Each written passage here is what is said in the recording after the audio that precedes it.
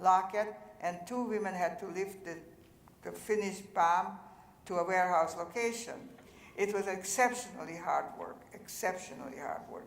And what has happened once we were doing all this for about several months, we look at each other, and by this time our hair started growing out into crew cut size.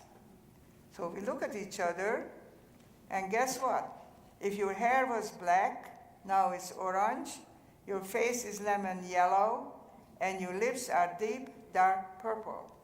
What has taken place in the interim? We were working with this highly poisonous material without any protective garment. It started invading our body, and if the war wouldn't have ended as soon as it did after that, I wouldn't have the pleasure of talking to you. So that was, we were lucky that we weren't there that long, because another 2-3 months with that stuff and we would be either lifelong ill or whatever.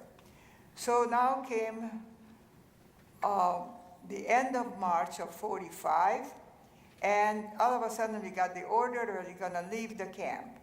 Well, we found out through the grapevine that the Allies were approaching, and they wanted to get us away from them. So they put us on march on foot for 3 solid days. We had a thin spring coat that was really not warm. You know, we've been having a cold spring this year, but that was unimaginable. Our legs were bare. We had those difficult walking in footing, and no food. So we marched for 3 solid days. During the night, we slept in the ditches on the wet ground, and the next day continued. On the 3rd day, we arrived to a village area, and we're standing in front of a wheat field, and fantasy steps in big time. We saw a barn about 2 city blocks depth into on the wheat field. So a group of us are standing there and start fantasizing. How would it be if during the night we crawl on our stomach and we hide in that barn? You see, the point here is that our self-esteem was 0. They find us, they kill us, all will be over. But I guess the good Lord had different plans for us, and somehow or another we did execute the trip from that spot to the barn. And during the night we were, of course, shaking in our boots because the obvious. But thank God for the 6th Armored Division of the U.S. Army, because 2 young men were approaching the barn, and they wore a strange uniform, and we didn't know who they are. So they found us, and we were like 25 people in the barn, but we were 1,000 altogether. So we were scattered, hiding in about a 40-mile radius. So what the American captain had found when he found the first group of women, so somebody was able to speak English or German, you know, they spoke bilingual, and explain who we are and what we are and so on. So now the captain sent out scouts in all these locations and kept finding us, one group after another after another.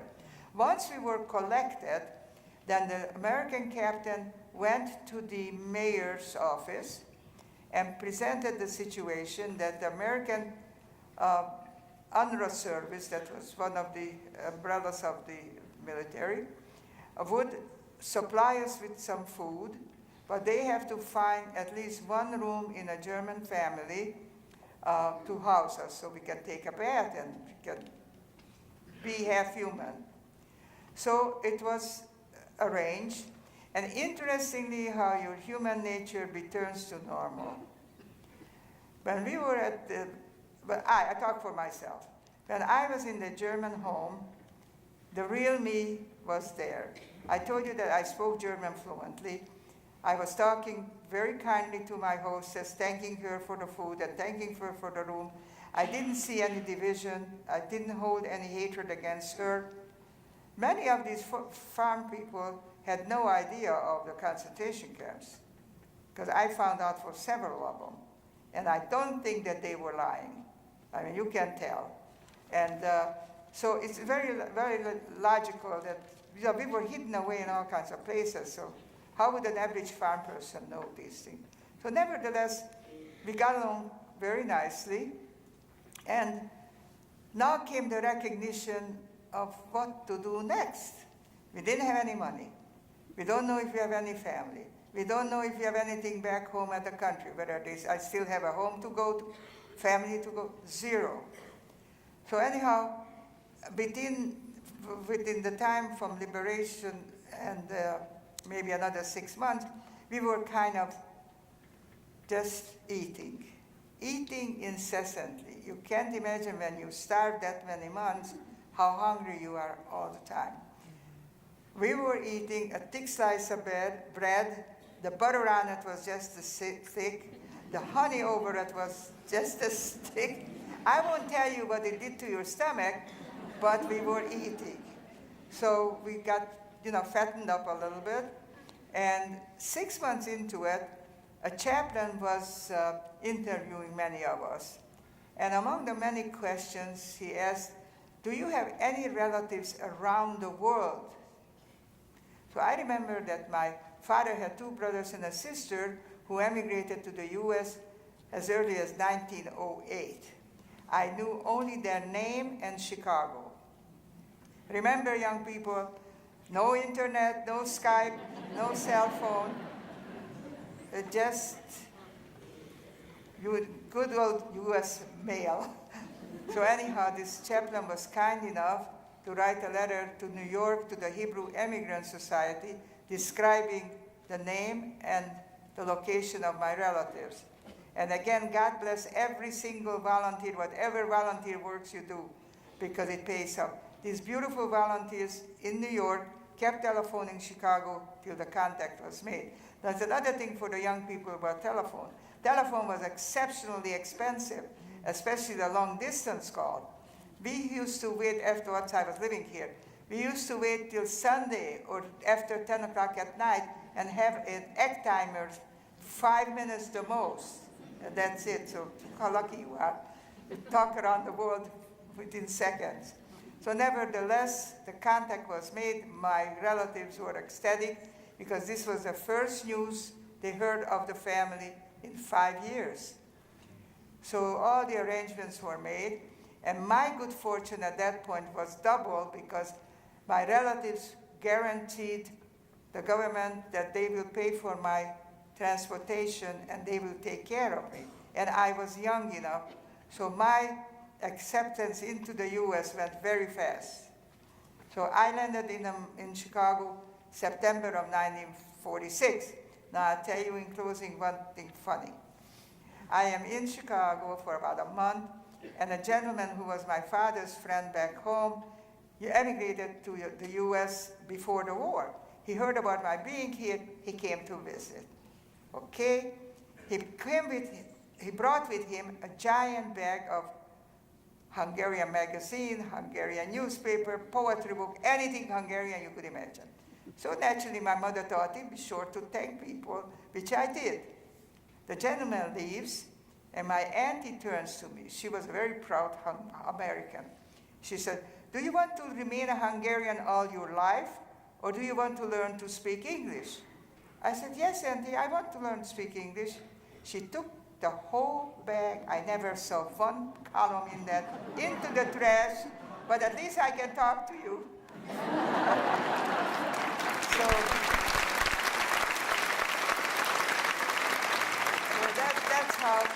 That's how life went, emigrating to the US. And I was fortunate enough to get a job and go to evening classes to learn not only English, but citizenship, so I could become a citizen. And I have been voting ever since that time.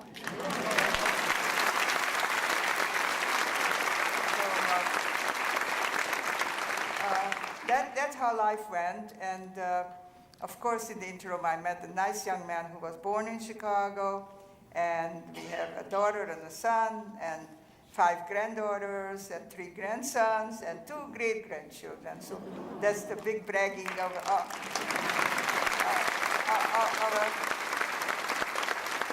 a typical grandma, and all the grandmas in the audience will agree with me. So anyhow, this is pretty much the sequence of events. And the only other thing about post-war that I met this Hungarian doctor when I was here for about a year, and he approached me and he said, "How would you like to work in my office?" I said, "Doctor, I know nothing about medical office. Don't worry about it. I'll teach you everything." And 40 successful years together, I learned a lot.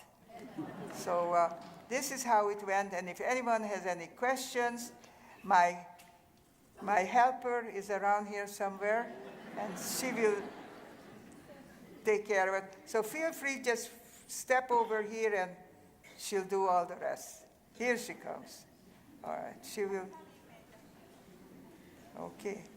She's trying to get out of the place. Come on through the stage, I think. Here I am. My new best friend. That was wonderful. Thank you. That was wonderful. Thank you.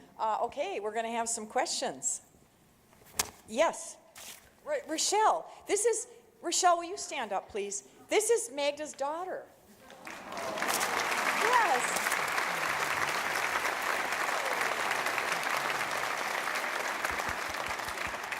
And you have a question?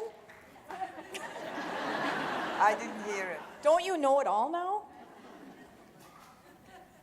Does she have any free messages? Oh, okay. I forgot.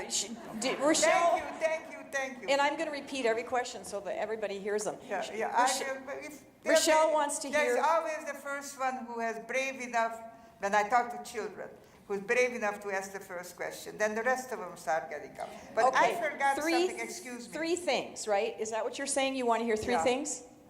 There are 3 things that I leave my audience with. One is the most important. Protect your freedom. Next to your health, that is the most important commodity. You don't realize it until you become a slave or go through difficult times. And we are so fortunate that we live in this country where freedom is practiced, so let's do everything within our power to keep it going. That's number 1. Number 2, I want you to think very seriously before you hate. I'm not telling you to hate or not to hate. That is up to your conscience. But at least think about it before you hate. Because all the genocide around the world stems from hatred. You all read newspapers, you watch the news, you know what's going on. So if you think about it, this country hates that country, and so on. So at least try to spread the word peace on earth. And thirdly, every so often, there is a person who will say that the Holocaust is a figment of imagination. Okay. I would have not argued that point 80 years ago, when we had no internet, no instant messages, etc. You know, all the other instant messaging situation. I mean, at that time, okay, you had no way of checking. But today, you put your finger on that little computer and all history is at your fingertip. Agreed?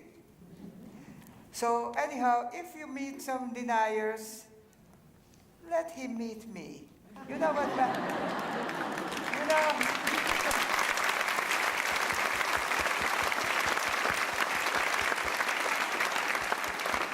matter of fact, as Daryl during the introduction mentioned, that I was involved speaking in Pittsburgh when that shooting took place. And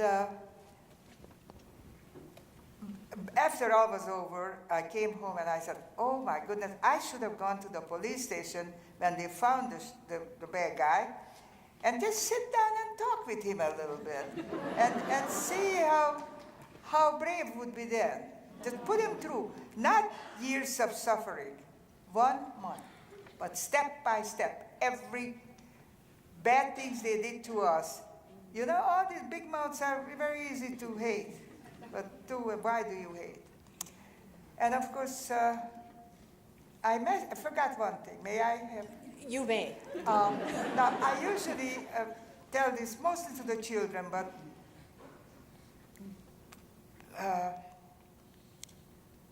President Eisenhower, what was he? What position he had in the war? God in heaven. Eisenhower. Supreme Commander. General, God in heaven. I remember everything. Forgive me, it's been a long day. But anyhow, General Eisenhower was in the European theater liberating the countries. And this is his word-by-word remark he made afterwards. And this is what he wrote.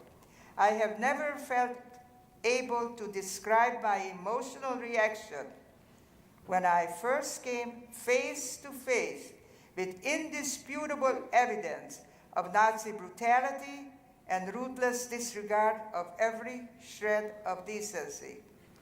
I visited every nook and cranny of the camp because I felt it my duty to be in a position from then on to testify at first hand about these things in case there ever grew up at home the belief or assumption that the stories of Nazi brutality were just propaganda. Think about it. So if an important man makes a remark that it has, and one more thing I would like to share with you. Maya Angelou, famous poet, wrote this about freedom. I listened to every word. Freedom is a fragile thing and is never more than one generation away from extinction. They must be fought for and defended every day. And I have one more poem that a French survivor wrote, and that is from a different angle. So listen to this one. She wrote, "Scapegoats again. Hitler never died. He only slumbers. If, in any generation, at some part of the globe, a nation sinks into a slump, those with the loudest voice search for a scapegoat. Hitler awakens, wearing a different suit, shouting a different language, but carries the same message of hate. Camouflage their shortcomings, the people are pleased to follow." And that is what I'm afraid of, propaganda. Propaganda is a very powerful instrument to spread hatred. So let's hope that we don't have it.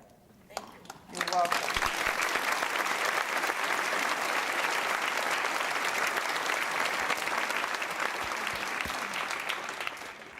Questions? Did you have any trouble with prejudice and hate once you came to America? You mean as a Jew? Anti-Semitism? No, I never had. Matter of fact, in the early days, I was a medical assistant and I belonged to an organization, and I think there were only 2 Jewish girls in the whole organization. And I never made any mention of my Jewish background. I said, I'm from Hungary. I mean, do you tell that you're a Catholic and you're American? I mean, you just say I'm an American. And I never denied my Jewishness. Matter of fact, I'll tell you another one. I was speaking at a middle school, and a young man, 13, 14 years old, raised his hand and said the following. You know, I listened to your story, and it's pretty sad. Have you considered changing your religion? Well, all of you know that there are no stupid questions. And I thought that this deserved an answer. And I said, young man, I paid a very high price for being Jewish. So now that I live in freedom and luxury, I don't plan on doing it. So, I learned being in a younger group audience that you have to give an answer. And the teachers, some will agree. Okay, yes. He's wondering if you've ever gone back to Hungary or to Germany just to see them. Did I go back to Germany? I want you to know that I have a German boyfriend. He's altogether 32 years old. So my German connection is very tight. Matter of fact, I'm invited to his home. I was there last year. Now let me tell you something about totally different, if I may.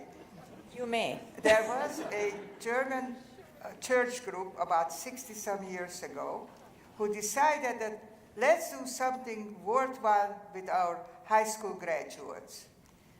So they trained them to go out to war-torn countries to help at disabled people or nursing homes, all varieties. It wasn't the Jewish issue.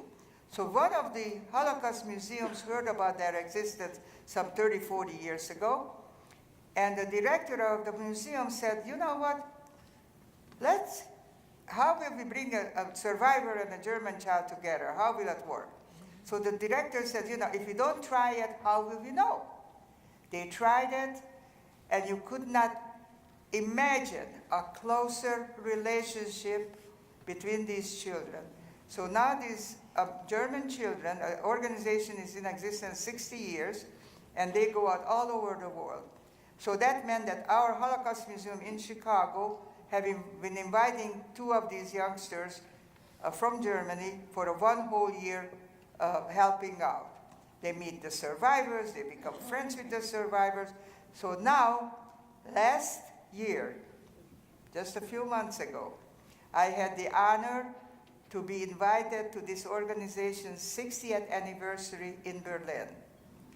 And the beautiful part was that I have become very close with this young man's parents, because like he was 19 when he was in Chicago, and all through the years we've been corresponding, I'm a high-tech grandma, I have to know how to use a computer, and we've been corresponding back and forth, and last summer we were in Berlin, so we stayed with them, and you couldn't have anticipated any warmer welcome, and the grandma sends me packages every month. A shoebox full, because weight-wise, internationally, that's about the most reasonable weight. I want you to know that I am covered with German chocolates, homemade cookies, whatever the occasion is, and letters from her in German. And so we went to stay with them last year, and I was welcome. So you see, Germany today is not the Nazi era. It's day and night. It's totally different. And I'm proud to have him as my friend and the family. As a matter of fact, coming April 14th, Buchenwald concentration camp will be celebrating the 74th year of liberation. And I have been invited to speak there. So,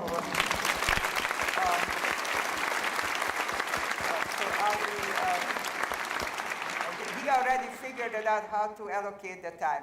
So while I have to speak, I'll have to be in Berlin. Then they live like an hour outside Berlin. The rest of the time I have to be with them. So it's kind of a nice feeling. What about going back to Hungary? The other part of Hungary. his question. Hungary, I haven't returned from Germany before coming to America because I didn't know where to go. I didn't know of any of my relatives, anyone alive. But miracle happened about 6 months into being liberated. 2 young men were combing the area from Hungary looking for relatives. And lo and behold, one of the young men was my brother's childhood boyfriend. First question, you know anything about Michael? Well, I have good news for you, I have bad news for you. Okay, let's have it. The good news is that he's alive. The bad news is that he's in Russian prison. So that was a shocker, and there was no Red Cross communication or none of that stuff into Russia, okay? So in the interim, I got in touch with the relatives who started making the arrangements to bring me to America. And now and this news comes just as I already have my travel visa. And I'm altogether 18 years old, and I have to make an executive decision. What do I do? Do I wait for him here? Do I lose the ticket? It was a major, major decision. Then I decided if I'm in America, I have more ways of helping him. which happened, and he was discharged from Russia about 1948, and he went back to Hungary. And my father had an employee, a nice Catholic lady, who took him in because he came home with malaria. Now you wonder, how can you have malaria in the Russian Siberia? Well, during the summer, he was imprisoned in a paper mill. And during the summer, they had to go to the swamps to cut down trees to make paper. And during the summer, the mosquito bit him, came the malaria. So he came back to Hungary as a very sick man. And at this very same time, the U.S. was in a Cold War with Russians, if some of you older people remember. So now there was no communication. So I couldn't even send any kind of affidavit. Anyhow, it has taken me till 1962 to welcome him to America. And we had a wonderful relationship, very close. I am talkative, he was very quiet, but the typical European gentleman, and very polite and very smart. So we had the pleasure of having him till 2010. Thanks for asking about him. That's great. Thank you.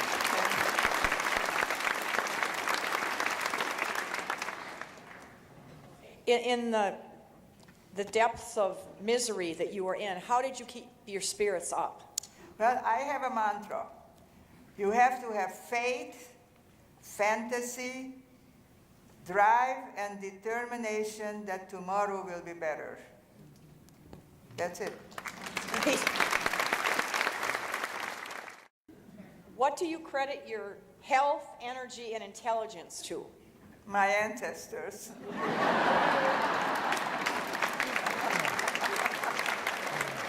Yes. Okay, she said sometimes she knows it's hard for survivors to talk about their experiences. Were you hesitant to talk about your experiences before? Well, I tell you how it all developed. We survivors found a new home around the world. So you come to a new country, you have to assimilate, you have to learn the culture, the language, and everything else. On top of it, you have to make a living too. So I came to America, and I told you earlier I was lucky enough to come to relatives, and I got a job, and I started working, meeting people, and really not talking about the Holocaust. Unless somebody independently would just ask me, I would reply, and I would tell. But I encountered very few people, but some of them made a remark, and you have to listen to it very carefully. When I would go through, where were you during the wartime, and I would start telling the way it was. And 5 minutes into my talking, the person would turn to me and say, you know, my dear, we had it pretty tough here too. We were just, hear me out, we were just recovering from the Depression. Our boys were in the service. Our foods were rationed. See, I don't blame that person because the Holocaust was not publicized as well as it is today. So, time passed, and in the 1970s or so, the white supremacy group started marching in my hometown, showing their power.